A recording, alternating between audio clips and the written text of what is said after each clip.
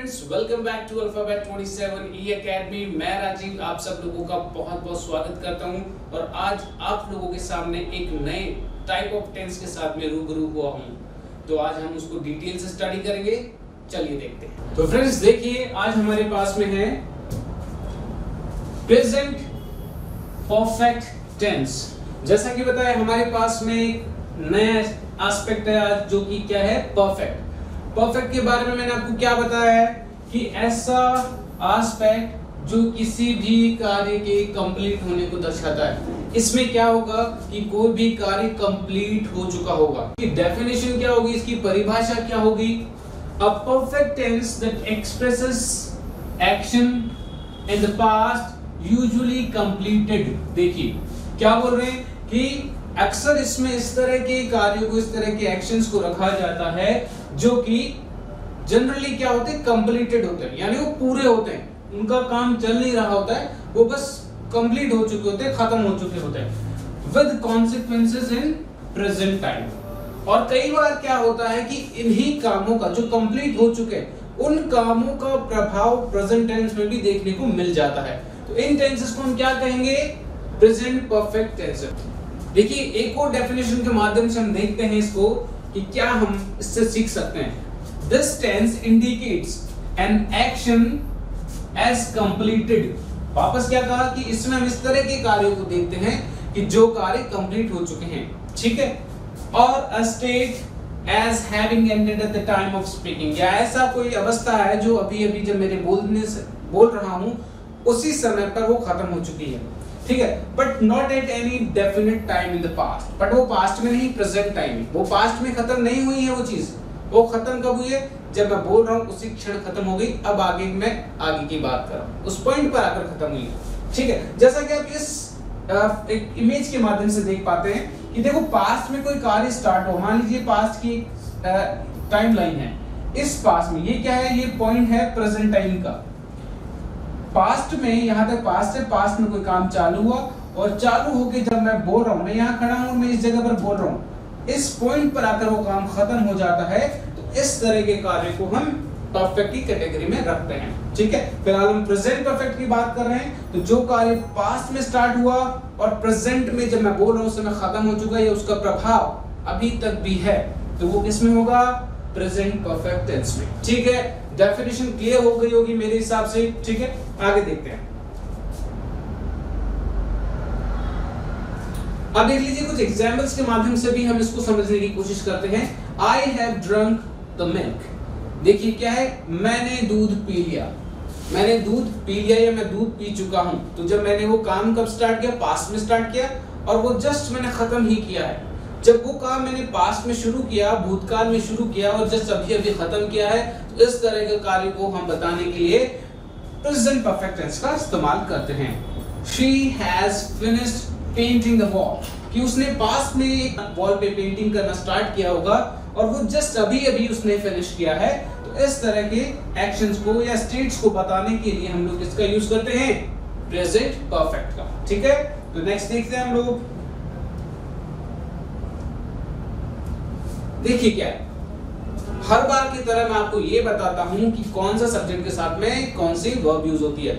Present perfect tense में भी दो हेल्पिंग वर्ब्स होती हैं हमारे पास में। एक होती है हैज, एक होती है हैव। हैज जो होती है वो सिंगुलर सब्जेक्ट के साथ में यूज होगी, हैव प्लूरल सब्जेक्ट के साथ में। तो देखिए क्या होता है, देखिए हमारे सिंगुलर सब्जेक्ट्स कौन से हैं? ये ही, शी, इट, नेम सब्जेक्ट, यानी ही आ जाए, शी आ जाए, इट आ जाए, किसी भी चीज या किसी का भी नाम आ जाए, या कोई भी एक वचन सिंगुलर सब्जेक्ट हो, तो उसके साथ में हम हेल्पिंग वर्ब के तौर पर हैज का इस्तेमाल करते हैं, ठीक है।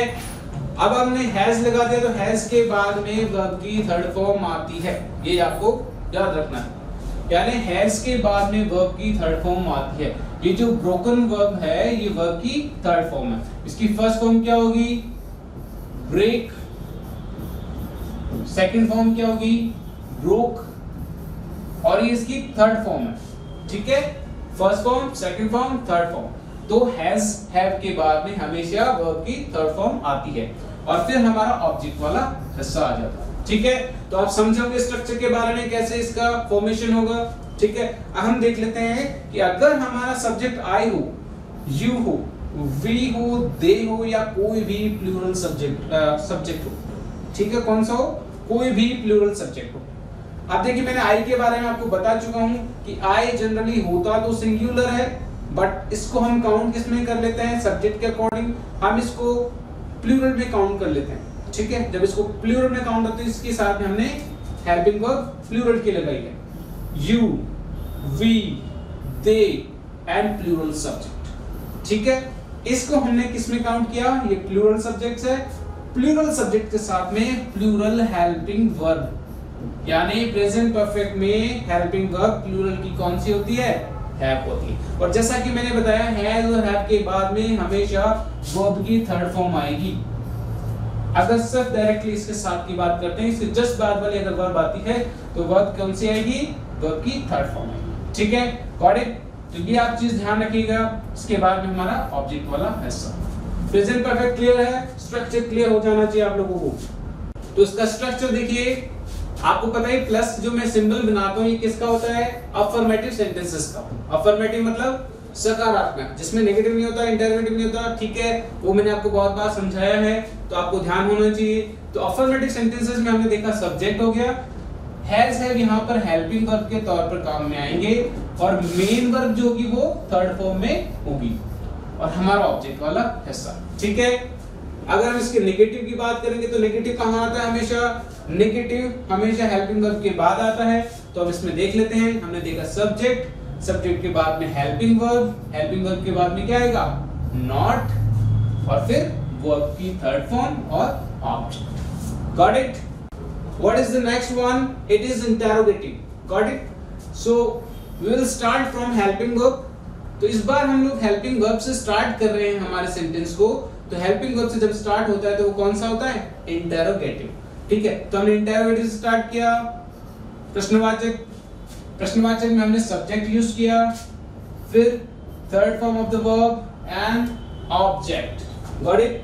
Now the next one is interrogative negative. ये सिर्फ इंटरोगेटिव था इसलिए हमने इसमें नॉट नहीं लगाया। अब हम इंटरोगेटिव की बात कर रहे हैं, नेगेटिव की बात कर रहे हैं। ठीक है, तो ये आप सिंबल से पहचान पा रहे होंगे क्योंकि मैंने सिंबल्स बनाए थे, आपको समझाया भी था, मेरे सारे स्ट्रक्चर्स में इनको मेंशन किया हुआ है, तो मैं शॉर्ट में इनको यूज कर रहा हूं, तो आप लोग इसका ध्यान रखिएगा। तो ये हेल्पिंग वर्ब है। ठीक है, हेल्पिंग वर्ब के बाद में सब्जेक्ट आ गया, और मैंने बताया कि इंटरोगेटिव नेगेटिव वाले केस में हम लोग क्या करते हैं, सब्जेक्ट के बाद में नॉट यूज करते हैं, और क्योंकि ये प्रेजेंट परफेक्ट है तो हम वर्ब की थर्ड फॉर्म यूज कर देंगे और हमारा ऑब्जेक्ट। Got it. अगर WH की बात करेंगे तो क्या होगा, इनके साथ में कोई भी WH वर्ड हम यूज कर देंगे, व्हाट, वेयर, व्हेन। ठीक है, ये वाले सेंटेंस यूज करके इसमें ऐड कर देंगे और ये हो जाएगा। मैंने आपको सारे कॉन्सेप्ट्स क्लियर कर रखे हैं, आज मैं शॉर्ट में ही इसको बता रहा हूँ। क्यों बता रहा हूँ, अगर आपको डिटेल में जाना है तो प्रीवियस लेक्चर्स को देखें, वहां पे आपको क्लियर हो जाएगा। ठीक, तो अब एक सेंटेंस ले लेते हैं। मैंने लिखा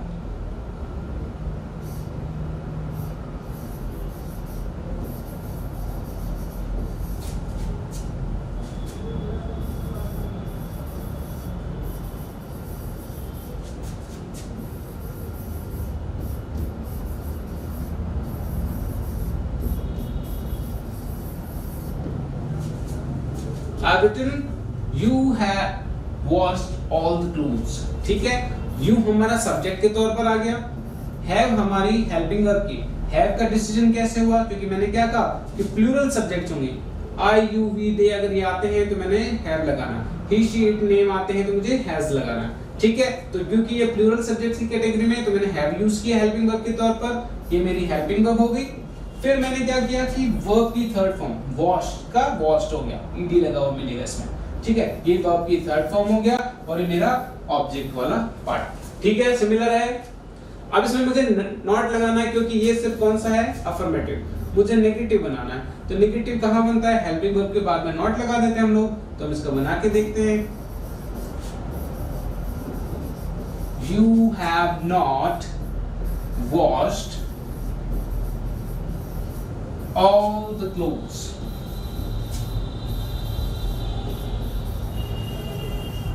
ठीक है, तो हमने क्या किया, इस बार हेल्पिंग वर्ब के बाद में नॉट लगा दिया, जिससे हमारा सेंटेंस क्या हो गया, नेगेटिव हो गया। अगर मुझे इसी सेंटेंस का इंटेरोगेटिव बनाना है, यानी मुझे क्वेश्चन करना है, मुझे पूछना है कुछ, तो मैं क्या करूंगा, हेल्पिंग वर्ब को आगे ले आऊंगा, सब्जेक्ट को बाद में लिख दूंगा, तो मेरा प्रश्न बन जाएगा। तो मैंने लिखा have you washed all the clothes, और लास्ट में इंटेरोगेटिव साइन लगाना ना भूलें। तो हमने क्या किया, देखिए इस बार हमारे हेल्पिंग वर्ब से स्टार्ट हो रहा है सेंटेंस, फिर सब्जेक्ट लिखा और इस बार मैंने वर्ब की थर्ड फॉर्म सब्जेक्ट के बाद लिखी है और बाकी ऑब्जेक्ट वाला हिस्सा। अगर मुझे इसका इंटेरोगेटिव नेगेटिव बनाना हो तो क्या करूंगा, इस बार तो सिर्फ मैंने क्या बनाया था, इंटेरोगेटिव, अब मुझे इसका इंटेरोगेटिव भी बनाना है, इसका नेगेटिव भी। नेगेटिव आते ही नॉट लगाना पड़ेगा, नॉट कहां लगता है इसमें, सब्जेक्ट के बाद में। तो मैंने लिखा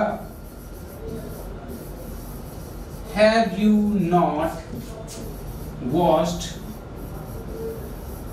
all the clothes?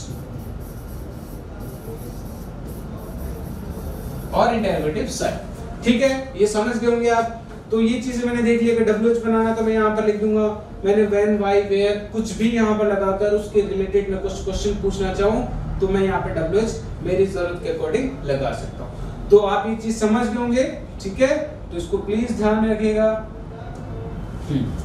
तो अब हम बात कर लेते हैं कि कुछ ऐसी एडवर्ब्स हो जाती है जो सेंटेंस में यूज होती है, उनसे हम पहचान पाते हैं कि प्रेजेंट परफेक्ट टेंस में आ सकते हैं, तो इसके चांसेस ज्यादा होते हैं। तो हम इन एडवर्ब्स के माध्यम से पहचान पाएंगे कि ये क्या होंगी, प्रेजेंट परफेक्ट को हम पहचान पाएंगे। कैसे कर पाएंगे, देखिए ये एडवर्ब है, ever, just, recently, already, yet, still, so far, by now, by this time, as yet, lately, etc. There are many adverbs which can be used in present perfect tense. अब हम देखते हैं क्या कि देखिए एग्जाम्पल्स के माध्यम से हम देखना चाहेंगे, हम कोशिश करेंगे कि इन एडवर्ब्स का कैसे यूज होता है और इन एडवर्ब्स को हम कैसे पहचान पाएंगे कि ये प्रेजेंट परफेक्ट के बारे में हमें बताएंगे। देखिए क्या होगा, सब्जेक्ट लिया, they have just. Adverb generally क्या होती है कि हमारे वर्ब्स के आसपास ही यूज होती हैं, तो आपको ये पता होगा, कई बार आगे होती है, कई बार पीछे होती है, इनके डिपेंड करता है कि इनके यूजेस क्या हैं, वो हम एडवर्ब वाले चैप्टर में डिटेल से स्टडी करने वाले हैं। फिलहाल के लिए क्या देख सकते हैं कि they have just come here. अब बोलेंगे कि सर कम तो आप फर्स्ट फॉर्म होती है, आपने कम ही क्यों लिख दिया, तो कम की फॉर्म्स होती हैं, कम की फर्स्ट फॉर्म होती है कम, सेकंड फॉर्म होती है केम, और कम की जो थर्ड फॉर्म होती है वो कम ही होती है। तो इसको कंफ्यूज ना हो, इसको ध्यान में रखिएगा, ठीक है। ये V2 फॉर्म है सेकंड फॉर्म, और ये V1 फॉर्म। Got it. देखिए अब क्या, they have just come here, कि वो बस आए ही हैं, यानी उन्होंने पास्ट में चलना स्टार्ट किया हुआ, वो जस्ट पहुंचे ही है एट द मोमेंट, मेरे जस्ट मैं बोल रहा हूँ उस समय पर वो काम खत्म ही हुआ। जब वो काम खत्म हुआ है तो उस चीज को बताने के लिए, उस काम को बताने के लिए, उस स्टेट को बताने के लिए मैं किस टेंस का यूज करूंगा, प्रेजेंट परफेक्ट टेंस का, क्योंकि वो काम परफेक्टली कंप्लीट हो चुका है, ठीक है। तो हमने क्या किया, दे हैव जस्ट कम, ये V3 फॉर्म है, और दे के साथ में क्योंकि प्लूरल सब्जेक्ट हमने प्लूरल हेल्पिंग वर्ब यूज की है यहाँ। Got it. Now next, I have already cleaned the utensils. Utensils क्या होते हैं, बर्तन वगैरह होते हैं हमारे जिनको हम साफ करते हैं, ठीक है। आई हैव ऑलरेडी क्लीन, कि मैंने पहले से ही क्या कर चुका हूं, मैं बर्तन धो चुका हूं, साफ कर चुका हूं, ठीक है। इस तरह से आप बोल सकते हो। आई क्या, मैंने क्या बोला कि आई प्लूरल की कैटेगरी में इसको हेल्पिंग वर्ब के तौर पर मुझे हैव लगाना पड़ेगा, और ये हमारी एडवर्ब हो जाएगी। ऑलरेडी का मतलब पहले से ही, ये काम मैं कर ही चुका हूं। तो इस तरह की एडवर्ब से हमें थोड़ी हेल्प मिल जाती है प्रेजेंट परफेक्ट टेंस को पहचानने में। Vikram has not reached yet in the party, ठीक है। विक्रम क्या है, थर्ड पर्सन है, किसी भी का नाम है, नाम के साथ में मैंने क्या बताया था, सिंगुलर हेल्पिंग वर्ब, तो इस बार मैंने हैज लगा दिया। और मैंने जैसे ही क्या बोला कि अगर नेगेटिव होता है तो नेगेटिव हमेशा हेल्पिंग वर्ब के बाद आता है, फिर वर्ब की थर्ड फॉर्म, और फिर देखिए क्या है कि एडवर्ब यूज हो गया यहाँ पर। अब येट जरूरत के अकॉर्डिंग यूज होता है, सारे एडवर्ब्स जरूरत के अकॉर्डिंग इस सेंटेंस में वर्ब के आसपास में, या उनकी पोजीशन क्या है उस चीज को शो करने के लिए एडवर्ब्स सेंटेंस में यूज होती है। Vikram has not reached yet in the party, कि वह अभी तक पार्टी में नहीं पहुंचा है। विक्रम अभी तक पार्टी में नहीं पहुंचा है। उसने पास में स्टार्ट किया होगा चलना घर से पार्टी में पहुंचने के लिए, बट वो अभी तक भी पार्टी में नहीं पहुंचा है। ठीक है, तो ये काम नहीं हुआ, इसलिए आप इसको ध्यान में रखिएगा। अब देखिए क्या है कि मैं हर बार की तरह कुछ स्पेशल रूल्स लेके आता हूं, तो हम वापस एक कुछ नए रूल्स के बारे में स्टडी करने वाले हैं। देखिए क्या है, do not use past expressing words, यानी भूतकाल को दर्शाने वाले शब्दों को हमें प्रेजेंट परफेक्ट टेंस में इस्तेमाल नहीं करना है। ये चीज खास तौर पर ध्यान रखिएगा। अगर आपने प्रेजेंट परफेक्ट टेंस में भूतकाल में को शो करने वाले वर्ड्स को यूज कर दिया और हैव हैजर के साथ में यूज किया है तो गलत हो जाता है। देखिए कैसे होता है, जैसे किस तरह के वर्ड्स होते हैं भूतकाल को दर्शाने वाले, last year, last week, last month, yesterday, ago, ये सारे के सारे भूतकाल को ही तो दर्शाते हैं कि जो भूतकाल में व्यतीत हो चुके हैं, बीत चुके हैं। इनका हम कहां यूज नहीं करते हैं, प्रेजेंट परफेक्ट टेंस में। Got it? अब क्या होगा, व्हेन एक्शन इज इंपॉर्टेंट, कि जब कार्य बहुत इंपॉर्टेंट, हमने जो एक्शन किया है वो बहुत इंपॉर्टेंट हो, बट उसके टाइम को बताने की जरूरत ना पड़े कि वो काम कब हुआ है। जब ये स्थिति रहेगी तो हम क्या करेंगे, प्रेजेंट परफेक्ट टेंस का यूज करेंगे। सेंटेंस के माध्यम से देखते हैं, I have seen him yesterday. जैसा कि मैंने कहा कि अगर हमने हमारा सेंटेंस प्रेजेंट परफेक्ट टेंस का है तो मैं ये वर्ड यहाँ यूज नहीं कर सकता, क्योंकि अगर मुझे इसको यूज करना है तो फिर मैं ये यूज नहीं करूंगा, फिर मैं यहाँ पर डायरेक्टली लिखूंगा आई सॉ, यानी वर्ब की सेकंड फॉर्म लिखूंगा, आई सॉ हिम यस्टरडे, कि मैंने उसे कल देखा था।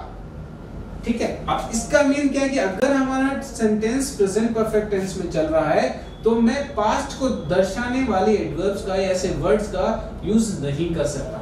Got it? इस चीज को खास तौर पर ध्यान रखिएगा। अब क्या देखिए, आई सॉ हिम यस्टरडे, ये हमारा करेक्ट वाला ऑप्शन है, ये हमारा गलत है। ठीक है, अब एक और एग्जांपल के माध्यम से देखते हैं, he has arrived last week, कि वह पिछले सप्ताह ही आया है। आप ऐसे नहीं बोले क्योंकि पिछले सप्ताह तो बीत चुका है, वो अभी खत्म नहीं हुआ है। पिछले सप्ताह जो बीता हुआ है वो पास्ट का हो चुका है। तो जब पास्ट की बात है, मैंने क्या कहा कि इस तरह के अगर वर्ड मिल जाते हैं आपको तो पास्ट की कैटेगरी में हो जाते हैं, और पास्ट की कैटेगरी वालों को हम प्रेजेंट परफेक्ट के साथ में नहीं लिखते हैं। ठीक है, तो हम इसको लिखना चाहें अगर पास्ट में तो हम कैसे लिखेंगे, ही अराइव्ड, मुझे वर्ब की सेकंड फॉर्म का यूज करना पड़ेगा और लास्ट में। ठीक है, या तो मैं ये हटा दूं, he has arrived, that's okay, ठीक है, या फिर मुझे इसको पूरा कंप्लीट लिखना है इसको यूज करते हुए, तो मुझे यहाँ पर इसकी वर्ब्स को चेंज करना होगा। ठीक है, ये आप ध्यान रखिएगा। हाँ, और क्या है हमारे पास में स्पेशल रूल्स में, if since is used with past simple tense, कि जो since वर्ड है ना, अगर किसी सेंटेंस में यूज होता है, क्या होता है कि एक बड़ा सेंटेंस आपको मिल जाता है कई बार, अगर ये सेंटेंस में यूज होता है तो ये कौन से वाले सेंटेंस के साथ में जुड़ा हुआ मिलेगा आपको, सिंपल पास्ट, यानी पास्ट इंडेफिनिट वाले टेंस के साथ में आपको ये मिलेगा।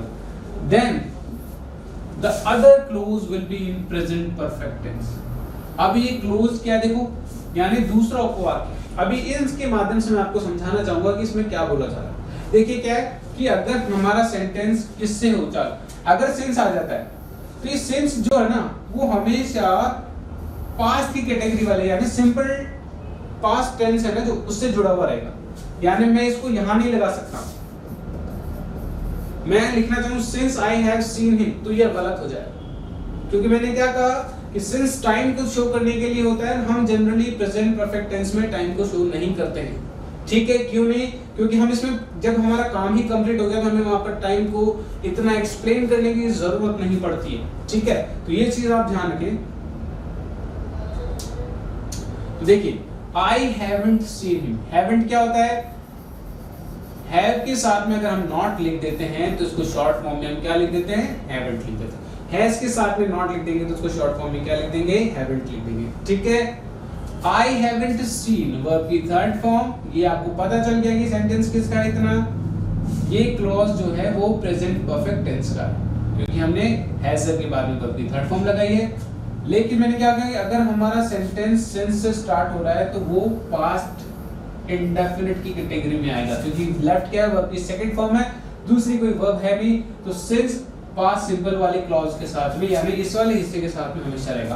अब क्या होता है, कई बार ये हिस्सा आपको आगे मिल जाता है, ये हिस्सा पीछे मिल जाता है, तो उससे कंफ्यूज ना हुआ, ठीक है, ये चीज ध्यान रखना। तो क्या हो सकता है, जैसे मैंने क्या किया अगले सेंटेंस में, ये वाला पार्ट आगे ले लिया, ये वाला पीछे ले लिया, बट इसका कोई चेंज नहीं होता। बस हमको ध्यान क्या रखना है कि सिंस जो है वो पास्ट इंडेफिनिट वाले या सिंपल पास्ट वाले क्लॉज के साथ में ही जुड़ा हुआ रहेगा, ठीक है। तो मैंने कहा since he joined the army, अब देखो जॉइन क्या है, V2 फॉर्म आ गया, इसके अलावा कोई दूसरी वर्ब नहीं है, तो ये पास्ट सिंपल वाला सेंटेंस हो गया। तो ये क्लॉज किसका हो गया, पास्ट सिंपल का।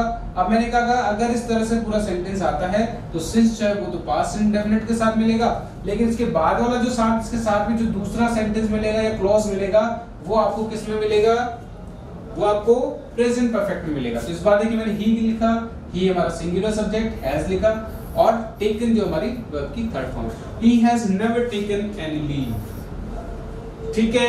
तो ये आप समझ गए होंगे कि जब से उसने आर्मी ज्वाइन की, जब से उसने सेना ज्वाइन की, उसको एक भी छुट्टी नहीं मिली है, उसने एक भी छुट्टी नहीं ली है, ठीक है। I have had many problems here। आप देखिए कई बार आपको क्या होता है, आप कंफ्यूज, हैव एक बार यूज कर दिया, फिर ये हैड पास्ट परफेक्ट टेंस की हेल्पिंग वर्ब क्यों लगा दिया आपने, तो एक्चुअली में ये हेल्पिंग वर्ब के तौर पर नहीं लगा कि हेल्पिंग वर्ब तो क्या है हमारी इसमें हैज है। अब हैज है के बाद में हमेशा वर्ब की थर्ड फॉर्म आती है, आपको बेस फॉर्म या V1 फॉर्म की बात करें तो क्या हो जाएगा, देखो बेस फॉर्म हो गई हैव, ठीक है, इसकी फॉर्म्स क्या क्या हो गई, हैज, हैव, ये तो V1 फॉर्म हो गई, ठीक है। इसकी सेकंड फॉर्म क्या हो जाएगी, हैड हो जाएगी, और इसकी थर्ड फॉर्म भी क्या हो जाएगी, हैड। तो यहाँ पर हम इसको यूज कर रहे हैं प्रेजेंट परफेक्ट टेंस के अकॉर्डिंग, ठीक है। I have had many problems, कि मेरे पास यहाँ पर बहुत सारी प्रॉब्लम्स पहले से ही है, ठीक है। तो आप यहाँ पर इसको V3 के रूप में यूज कर रहे हैं, इस चीज को खास तौर पर ध्यान रखें, ठीक है।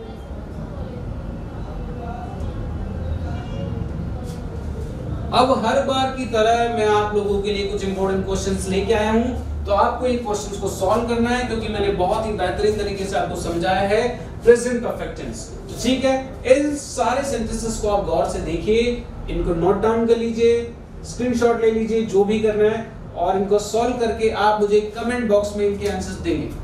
तो फ्रेंड्स, आज आपको हमारा लेक्चर बहुत पसंद आया होगा, और मैं आशा करता हूँ बहुत अच्छे से समझ में आया होगा, और उम्मीद करता हूँ कि आप सारे क्वेश्चंस के आंसर्स कमेंट बॉक्स में देंगे। हमसे जुड़ने के लिए आप सब्सक्राइब के बटन को प्रेस कर सकते हैं, और अगर आपको हमारी डिटेल्स रेगुलर चाहिए, अपडेट रहना चाहते हैं हमारे साथ में, तो बेल आइकन को भी प्रेस कर दीजिए। और आपको पुराने वीडियोस देखने तो हमारे वीडियोस के डिस्क्रिप्शन में आपको डिटेल्स मिल जाएंगी। जब ये लेक्चर कंप्लीट हो जाते हैं, हमारा कोई टॉपिक पूरा कंप्लीट हो जाता है, उसके बाद आपको प्रैक्टिस सेट के रूप में PDF में आपको फाइल्स प्रोवाइड करा दी जाएगी, जिससे आप उन क्वेश्चंस को सॉल्व कर पाएंगे जो एग्जाम के पॉइंट में से बहुत इंपॉर्टेंट है, ठीक है। तो दोस्तों, बहुत बहुत धन्यवाद हमारे साथ बने रहने के लिए।